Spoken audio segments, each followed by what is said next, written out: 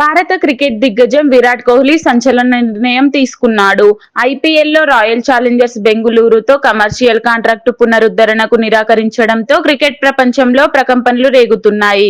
అభిమానుల్లో ఐపీఎల్ నుంచి రిటైర్ అవుతాడేమోనని ఆందోళన మొదలైంది. 2008లో ఐపీఎల్ ప్రారంభం నుంచి కోహ్లీ కేవలం ఆర్సీబీకే ఆడుతూ ఏకైక ఆటగాడిగా నిలిచాడు. 2025లో ఆర్సీబీ తొలి టైటిల్ గెలవడంలో అతను కీలక పాత్ర పోషించాడు. ఇంతకు ముందు టెస్టులు, టీ20ల నుంచి రిటైర్ అయ్యాడు. వన్డే కెరీర్ కు కూడా త్వరలో రిటైర్ అవుతాడని వార్తలు. రాబోయే ప్రపంచ కప్ ఆడతాడా అని చర్చలు జరుగుతున్నాయి. ఈ నేపథ్యంలో ఈ నిర్ణయం మరింత గందరగోళానికి దారితీసింది.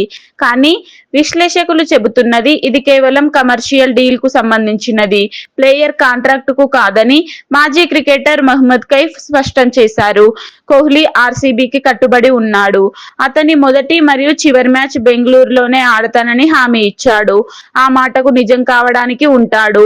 ఆకాష్ చోప్రా కూడా అతడు ఆర్సీబీకి ఆడుతూనే ఉంటాడు, రిటైర్ కాదు అని ధీమా వ్యక్తం చేశారు. ఈ నిర్ణయం వెనుక ఆర్సీబీ యాజమాన్యంలో మార్పులు, అమ్మకాలు కారణమని నివేదికలు. డయాగియో కంపెనీ ఆర్సీబీను $2 బిలియన్ విలువకు అమ్మకానికి ఉంచిందని, అదర్ పూనావాలా ఫ్రంట్ రన్నర్ గా ఉన్నాడని లలిత్ మోడీ పోస్టులు సూచిస్తున్నాయి. కొత్త యజమాని వచ్చిన తర్వాత కాంట్రాక్ట్ చేస్తానని కోహ్లీ భావిస్తున్నాడు. మొత్తంగా కోహ్లీ ఐపీఎల్ నుంచి రిటైర్ అవ్వడం లేదు, ప్లేయింగ్ కాంట్రాక్ట్ కొనసాగుతుంది. కమర్షియల్ వ్యవహారాలకు తాత్కాలికంగా దూరంగా ఉండాలని నిర్ణయం. ఆర్సీబీ అభిమానులు ఊరటబడతారు.